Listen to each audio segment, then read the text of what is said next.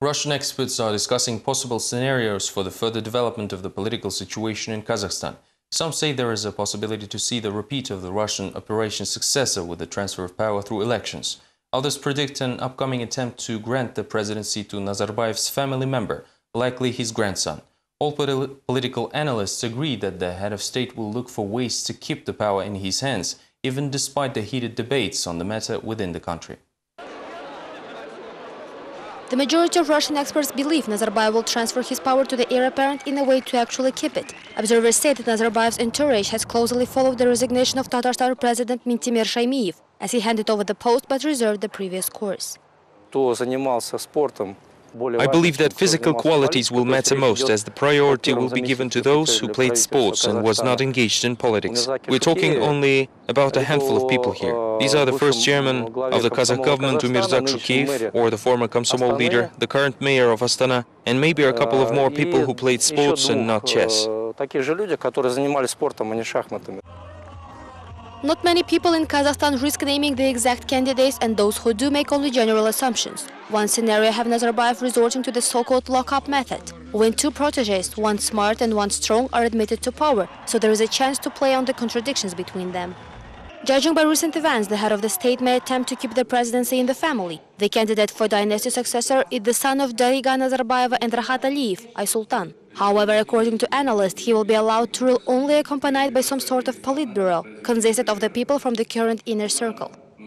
According to Russian expert Andrei Suzdaltsev, the Turkmen scenario, although the most discussed publicly, is not likely. There can be no full usurpation of power by Nazarbayev, as the elites have already stepped up and are busy choosing the new political candidate for president's chair. When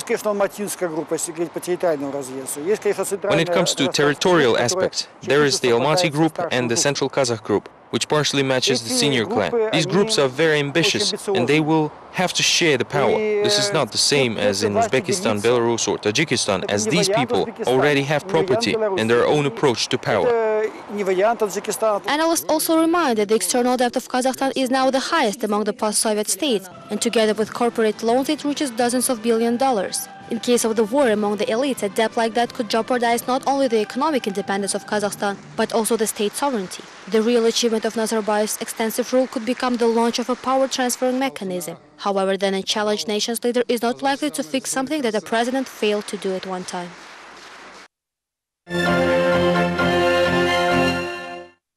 On Thursday, during a special conference in Almaty, experts reported that financial and investment risks in the energy sector of Kazakhstan are still quite high, despite the assurance of the authorities. According to foreign and domestic specialists, it is time for companies working in the field to transfer the risks to the insurance sector. The event was attended by representatives of major insurance, financial and oil and gas companies worldwide. According to organizers, the purpose of the project is to promote the international standards in the industry. Given that the problem of risk reduction in the energy sector affects not only large companies but also ordinary Kazakh citizens, there are plans to hold the conference annually. Recently, the energy field pays much attention to risk management, financial and investment risks minimization, as well as the quality of the insurance industry. We live in a quality risk environment, and insurance companies serve to smooth out these risks to shift them to third parties. Kazakhstan's internet users fear that they will lose all independent sources of information. Several Ust-Kamenogorsk residents filed lawsuit to the city court with the demand to stop blocking the web portal Respublika. A copy of the plaint note has been already spread through various social networks. On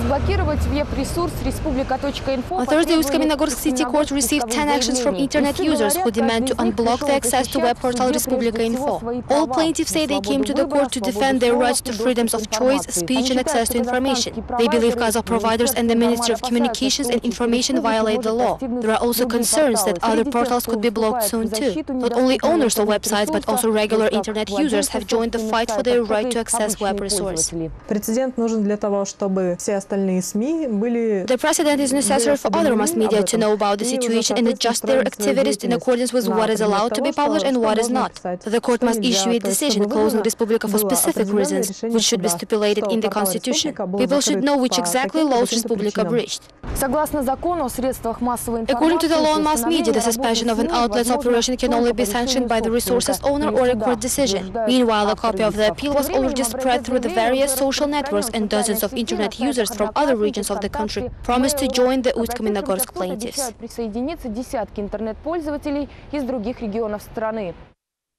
These were all the latest updates from Kazakhstan. Thank you for watching. Goodbye.